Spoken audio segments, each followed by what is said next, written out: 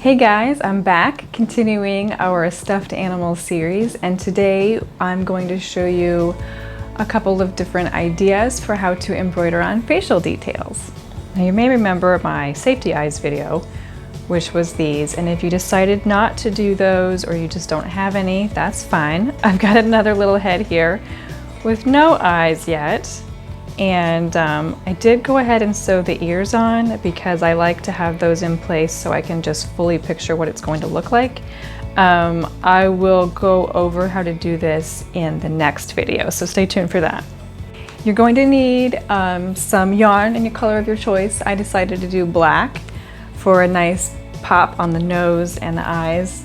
You'll need a good long piece. This is the same yarn that I used to knit them out of. It's DK weight. If you're working with a much thicker weight of yarn, you may want to use embroidery floss or a DK or thinner weight yarn. I just think it ends up looking nicer.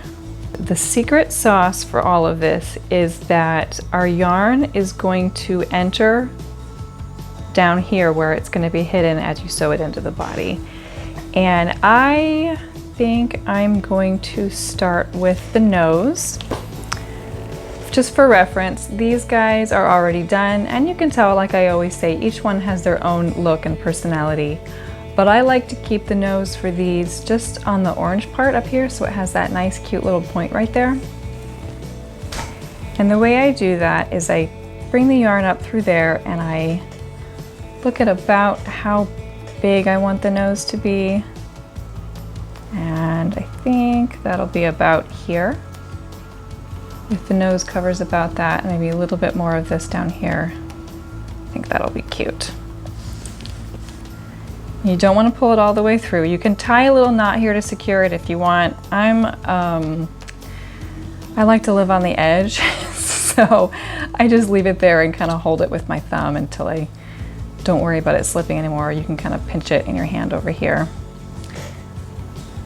And then I'll take a stitch down to this part right here, and I'll do a few of those all the way around. It's gonna look weird at first, but once we get done, it'll all make sense.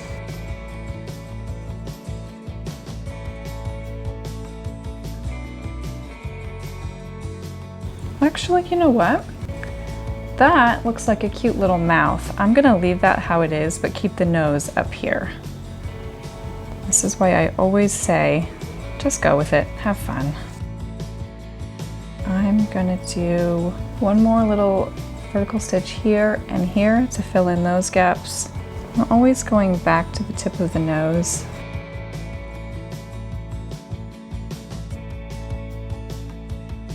Then here's the fun part. We're going to just weave it in and out of all of these.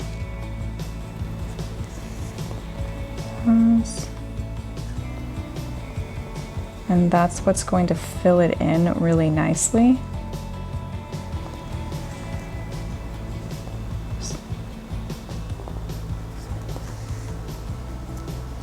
Kind of push it down to the end there. Remember, this one is the mouth. And I came out under that last one, so I'm going to go over it and then come under all of the ones that I went over last time. See how it's already filling in?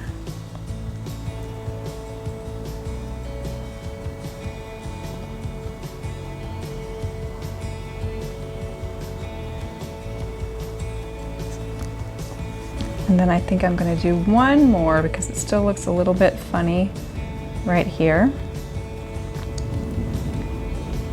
So I'm going to go under this one. At the last one, it's going to be a little bit tight. That's okay. If you've ever made those pot holders with the loom, then this will be really familiar for you. Okay, so I like how that looks. I even like that little mouth. I haven't given them mouths before. They've always been silent foxes, but this fox, I guess, makes some noise. And I am going to finish this nose by just stitching the yarn in right here, because I think that will look the best. and then I'm gonna go straight to the eyes. That's why I wanted to get a nice long piece.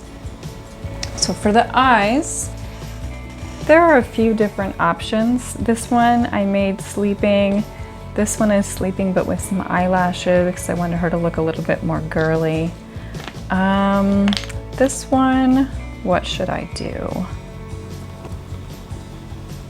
I am kind of woo, and I like to just let their personalities develop as I'm making them. The way I like to play around with the eyes is I kind of take the yarn, and knowing that you can't really make a perfect curve with a stitch, I try to imagine if I poked it in here and then brought it over there, like this. But I like the way that looks. I think I want it to be a little bit more like this. So then what I'll do is where I positioned that there, just stick your needle in and then bring it back out under here, or reposition it. I think I want it to be a little bit more angled, or longer or shorter, whatever you want. Stitch through there. We're gonna do kind of a back stitch or a chain stitch. I don't actually like the way that looks. It's a little bit creepy. So I'm not going to do a chain stitch. And then try it once more to see if you like how that looks. And then stitch through here. And I like to keep the eyes really simple. I actually liked these a lot better than these when I was trying to get fancy. So I'm just going to keep this really, really simple.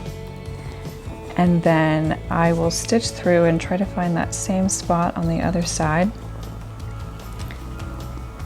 so that it matches. And I want you to also think about which direction the yarn is going when you stitch from one part to another. So you'll see how this one is folded in and this one is kind of still going out that way because it's extending. But these two will match because the yarn is just going in between here. I always really like things to be symmetrical. So since the yarn is going along this way and this one is, extended that way, I want this one to also be extended. So instead of stitching down here first, this time I'm going to do the horizontal line. And then we'll do this one kind of backwards of the other one. And whenever it is not going to extend past, it'll actually appear a little bit shorter after you stitch it than it does when you're holding it in place. So keep that in mind also. And then this one, try to find that same spot over here. I think that matches. You don't want to pull too tight, but you don't want it to be too loose either. You can kind of tell when you're getting it too tight because it starts to indent in there.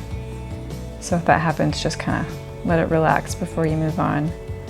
Stitch into here. I think that looks good. And if you ever take a stitch and you decide you don't like the way it looks, that's okay. Just pull it out and then you can rethread your needle and start again. There's a lot of room to play with this. So I'm going to stitch right into there and then come back out through here.